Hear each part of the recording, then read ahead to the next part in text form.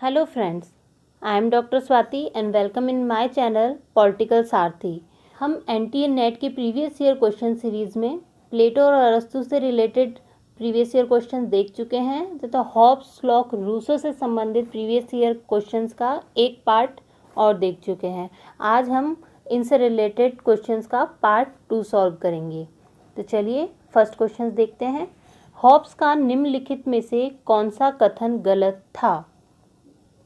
देखिए 2014 तक के क्वेश्चन हम फर्स्ट पार्ट में ले चुके हैं। अब हम 2015 से लेकर 2019 तक के क्वेश्चन इस पार्ट में लेंगे। इसके ऑप्शन है ए, प्राकृतिक अवस्था राजनीतिक पूर्व और समाज पूर्व की अवस्था थी।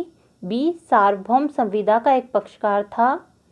सी, मानव स्वभाव में अर्जनशील प्रवृत्ति, स्वत्व बोधक प्रवृत्ति और ख्याति के लिए प्यार प्रमुख रूप से पाए जाते थे। डी, प्राकृतिक अवस्था में मनुष्य एकाकी, बुरा, निर्दयी और अल्पायु था।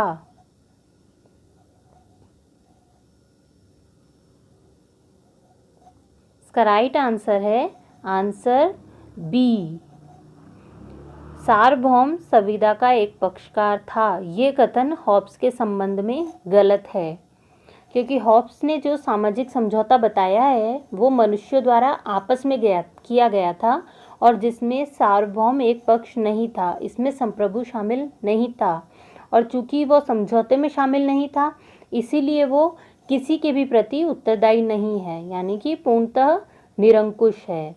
और बाकी के जो स्टेटमेंट्स हैं जो ए, सी और डी, ये हॉब्स के संबंध में बिल्कुल सही है, क्योंकि जो हॉब्स की प्राकृतिक अवस्था थी वो राजनीति पूर्व और समाज पूर्व की अवस्था थी। क्योंकि जो हॉब्स का मानव था, जो उसका मानव स्वभाव था, वो स्वार्थी था, बुरा था, झगड़ालू था, यानी कि एक कोई सामाजिक स्थिति नहीं थी उस टाइम, कोई समाज नहीं था। इसलिए जो उनकी प्राकृतिक अवस्था थी उसमें न तो राज्य था और ना ही समाज था। और जो स्टेटमेंट सी है उसके अनुसार मानव स्वभाव में अर्जनशील प्रवृत्ति, स्वतत्व बोधक और ख्याति के लिए प्यार, ये तीनों नेगेटिव सेंस में ही यूज़ किए गए हैं, यानी कि स्वार्थ, लालची और ने आपके बारे में सोचना, ये सारी जो बातें, झगड़ालू प्रवृत्ति, ये सारी स्टेटमेंट सी से रिलेटेड है। और स्टेटमेंट डी, प्राकृतिक अवस्था में मनुष्य एकाकी, बुरा, निर्दयी और अल्पायु था, ये भी बिल्कुल सही कथन है। क्वेश्चन नंबर 2, जॉन लॉक का योगदान मुख्यतः किस रूप में है? ए, सहमति का सिद्धांत। बी, सीमित सरकार। सी, निगम निकाय के रूप में राज्य का सिद्धांत। डी, राज्य की जैव अवधारणा। नीचे कूट दिए गए हैं, देख लीजिए आप।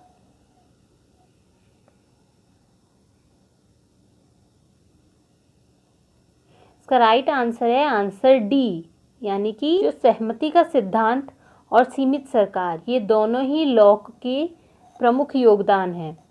लॉक का जो सामाजिक समझौता है वो एक सर्वसम्मत और सहमति पर आधारित समझौता था, जो कि जन इच्छा पर सहमति पर बेस्ड था और कोई भी बिना सहमति के इस नवीन राज्य में नहीं आ सकता था, क्योंकि लॉक ये मानते थे कि सहमति ही विश्व में प्रत्येक वैध सरकार का निर्माण करती है।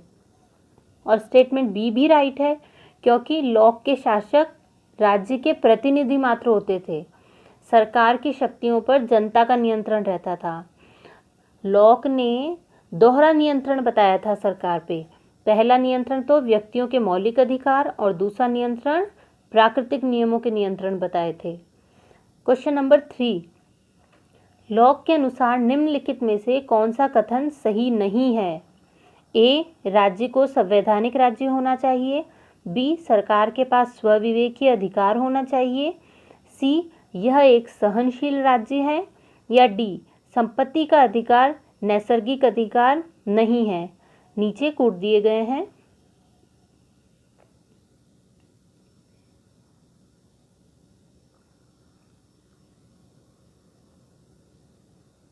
राइट आंसर है आंसर डी, यानी कि ओनली डी, जो संपत्ति का अधिकार है वो नैसर्गिक अधिकार नहीं है। ये कथन लॉक के बारे में बिल्कुल गलत है। काफ़ी इजी क्वेश्चन है, क्योंकि जो लॉक का जीवन, स्वतंत्रता और संपत्ति के अधिकार, 3 अधिकार उन्होंने नैसर्गिक अधिकार बताए हैं।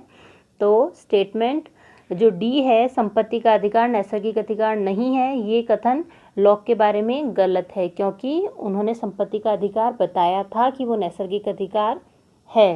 क्वेश्चन नंबर 4, रूसो के अनुसार निम्नलिखित में से कौन सा कथन सही नहीं है? ए, दो मूल वृत्तियां स्व, प्रेम व सहानुभूति मानव की प्रकृति का निर्माण करती हैं। बी, एक विचारशील मानव दुराचारी पशु होता है। सी, परिवार केवल प्राकृतिक समाज होता है। या डी, सामान्य इच्छा एक समूह की सोच या ग्रुप माइंड नहीं होती है। नीचे कूट दिए गए हैं।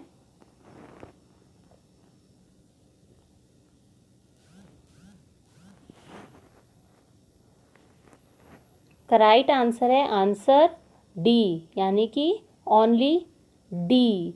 इसमें कहा है कि रूसो से संबंधित कथन नहीं है, यानी जो डी है, सामान्य इच्छा एक समूह की सोच ग्रुप माइंड नहीं होती है, ये रूसो से संबंधित नहीं है, गलत कथन है ये उनके बारे में। जो ऊपर के तीनों स्टेटमेंट है ए, बी और सी, ये बिल्कुल रूसो से संबंधित कथन है।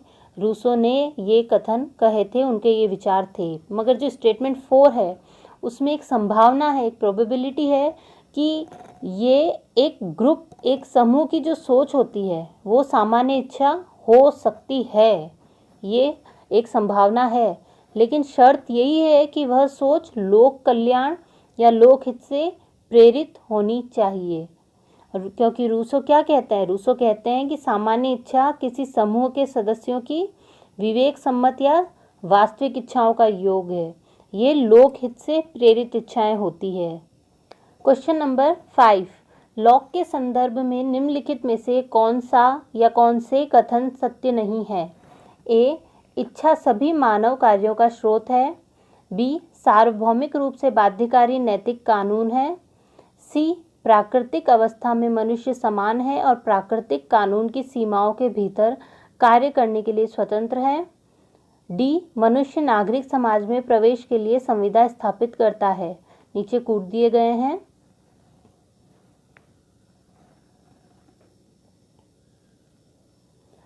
इसका राइट आंसर है आंसर बी, यानी कि ओनली बी, सार्वभौमिक रूप से बाध्यकारी नैतिक कानून है। ये कथन लॉक के संदर्भ में सत्य नहीं है। क्वेश्चन नंबर 6, निम्नलिखित में से किसके विचारों को उपयोगितावाद के दार्शनिक अतिवाद में शामिल किया गया है? Option A, Machiavelli. B, Thomas Hobbes. C, John Locke. या डी, रूसो।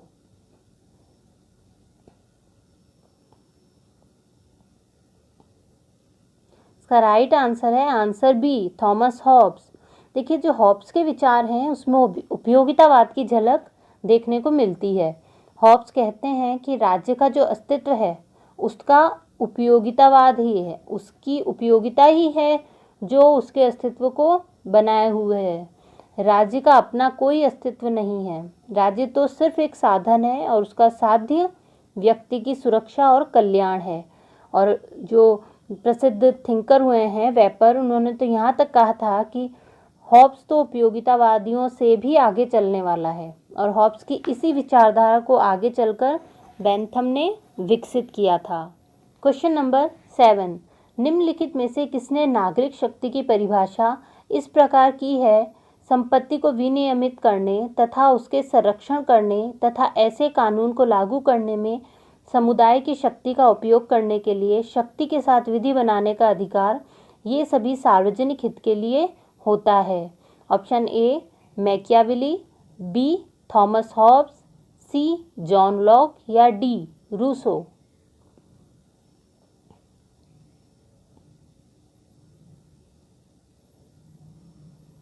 तो राइट आंसर है आंसर सी, जॉन लॉक।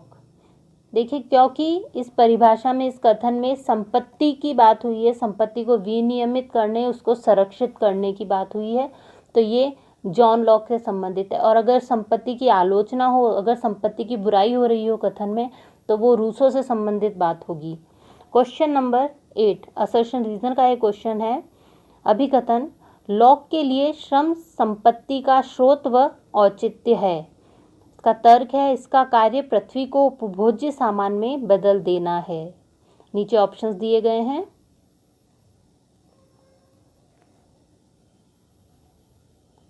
इसका राइट आंसर है आंसर ए व आर सत्य है तथा आर ए की सही व्याख्या करता है।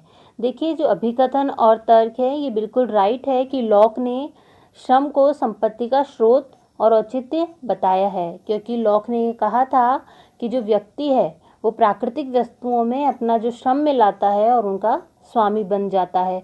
और इसका जो रीज़न दिया गया है कि पृथ्वी को उपभोज्य सामान में बदल देना है, ये बिल्कुल सही व्याख्या है अभिकथन की, क्योंकि श्रम मिलाकर प्राकृतिक वस्तुओं का उपयोग किया जाता है और वो व्यक्ति उन सभी संपत्तियों का स्वामी बन जाता है। क्वेश्चन नंबर 9, किसने इस विचार पर संदेह प्रकट किया कि लॉक गौरवपूर्ण क्रांति के समर्थक थे? किसने संदेह प्रकट किया है, यानी वो नहीं मान रहे हैं उनको गौरवपूर्ण क्रांति के समर्थक? ऑप्शंस हैं Tawney, B Sabine, C McPherson या डी एशक्राफ्ट।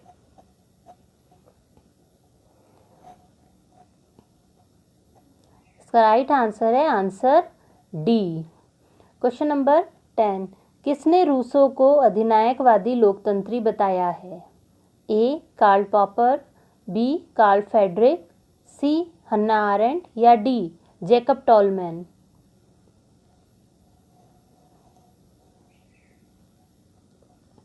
इसका राइट आंसर है आंसर डी जैकब टॉलमैन। उन्होंने रूसो को अधिनायकवादी लोकतंत्री बताया है। क्वेश्चन नंबर 11, हॉब्स के लिए केंद्र बिंदु सत्ता है न कि अधिकार, क्यों? क्या रीज़न दे रहे हैं ये इसके? ए सत्ता अधिकार से अधिक महत्वपूर्ण है, बी अधिकारों में कर्तव्य भी शामिल होंगे, सी सत्ता व अधिकार में एक अंतर्निहित टकराव है, डी व्यक्तियों के बीच सहमति जुटाना कठिन है।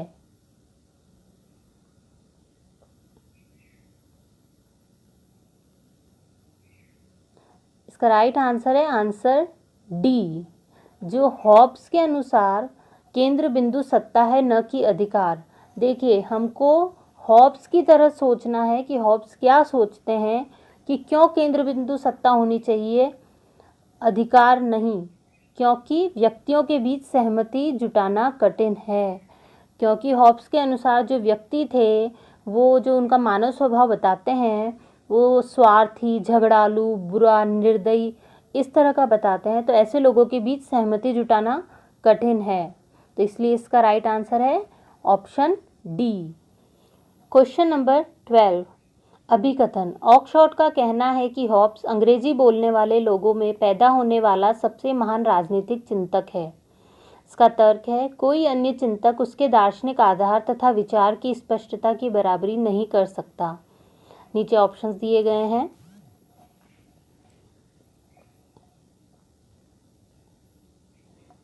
इसका राइट आंसर है आंसर ए व आर दोनों सत्य है तथा आर ए की सही व्याख्या करता है। काफ़ी इजी क्वेश्चन है ये। क्वेश्चन नंबर 13, लॉक के लिए निम्नलिखित में से कौन सामाजिक संविदा की दृष्टि से सही नहीं है? ए संविदा एक बार किए जाने पर अपरिवर्तनीय हो जाती है, बी संविदा जिसके प्रति हर एक पीढ़ी को सहमति नहीं देनी चाहिए, सी संविदा जिसमें व्यक्ति के कुछ एक अधिकार छोड़ देते हैं जो वे प्रकृति की स्थिति में रखते हैं, या डी संविदा प्रकृति के नियम पर विराम नहीं लगाती है।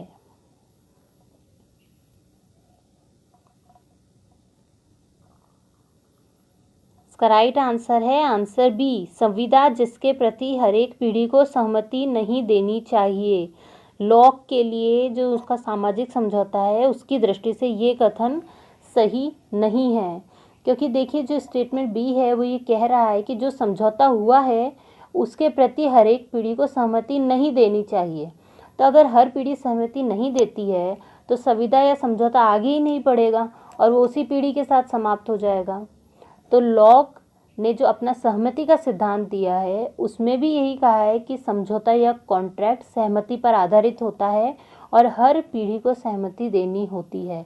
तो ये स्टेटमेंट बिल्कुल गलत है, बाकी सारे स्टेटमेंट सही हैं। क्वेश्चन नंबर 14, रूसो के लिए निम्नलिखित में से कौन सही नहीं है? ए, व्यक्ति के आत्म प्रेम जो उसकी वास्तविक ज़रूरतों की पूर्ति करता है सिर्फ गौरव बनने के लिए वर्ण करने के निमित्त है। बी, गौरव सहानुभूति से असंगत बन जाता है। सी, गौरव से सभी बुराइयां उत्पन्न हुई हैं। या डी, गौरव तर्क को उत्प्रेरित नहीं करता है। कौन सा सही नहीं है?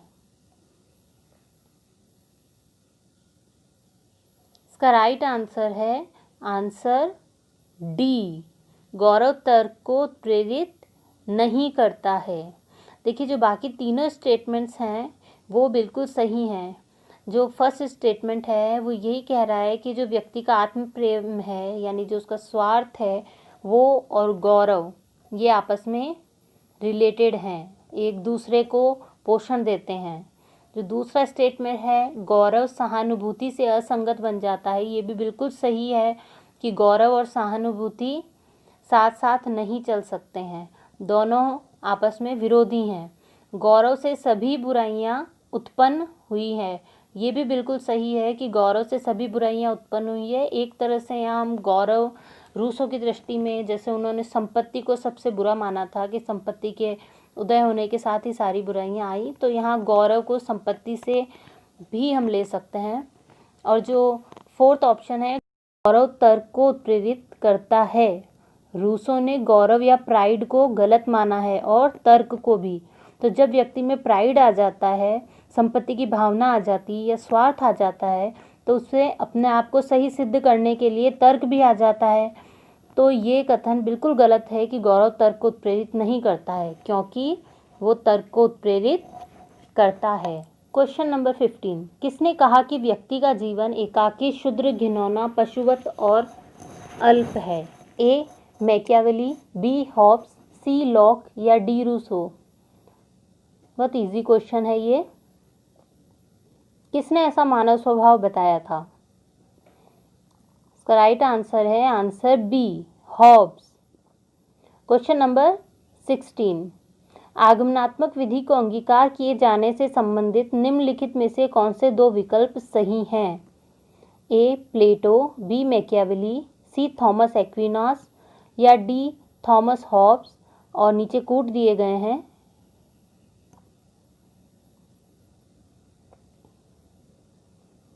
इसका राइट आंसर है आंसर सी, मैकियावेली व हॉब्स। देखिए, प्लेटो की जो अध्ययन पद्धति है वो हमें पता है कि वो निगमनात्मक थी, और मैकियावेली की भी जो अध्ययन पद्धति है वो अरस्तु के समान थी, यानी आगमनात्मक थी, ऐतिहासिक थी, परिवेशनात्मक थी। और हॉब्स की अध्ययन पद्धति को वैज्ञानिक भौतिकवाद भी कहा जाता है। और जो थॉमस एक्विनोस हैं उनकी अध्ययन पद्धति काफ़ी अलग थी इन सबसे, उसे विद्वत्तावाद भी कहा जाता है, जिसमें उन्होंने सार्वभौमिकतावाद, विद्वत्तावाद व अरस्तुवाद में समन्वय स्थापित किया था, मिश्रण था उनकी जो अध्ययन पद्धति थी। इसका राइट आंसर है मैकियावेली और हॉब्स। देखिए, एक और तरीके से हम इसका आंसर निकाल सकते हैं कि जब हमको ये कन्फर्म है कि प्लेटो की पद्धति निगमनात्मक थी, तो देखिए किस ऑप्शन में प्लेटो नहीं है। देखिए, ए में भी प्लेटो है, बी में भी प्लेटो है और डी में भी प्लेटो है, यानी ये तीन ऑप्शंस तो नहीं हो सकते। तो जो इसका राइट आंसर है वो सी होगा। क्वेश्चन नंबर 17, प्राकृतिक व परंपरागत असमानता के बीच किसने विभेद किया था? Option A, Hobbes, B, Locke, C, Rousseau या डी, बेंथम? इसका राइट आंसर है आंसर सी, रूसो। देखिए, रूसो ने अपनी जो बुक थी discourses on the basis and origin of inequality, उसमें परंपरागत और प्राकृतिक स्वतंत्रता में अंतर किया था। और प्राकृतिक असमानता उसके बारे में कहा था कि ये तो नेचर से मिलती है, हमें ये प्रकृति से प्राप्त होती है और जन्मजात है। और जो परंपरागत असमानता है वो हमें सोसाइटी से मिलती है, कृत्रिम है। तो इसका राइट आंसर है आंसर सी, रूसो। अगर आपको वीडियो पसंद आया तो please like, subscribe and share my channel and press the bell icon for upcoming videos, ताकि आपको आने वाले वीडियोस की नोटिफिकेशन टाइम से मिल जाए। Thanks for watching.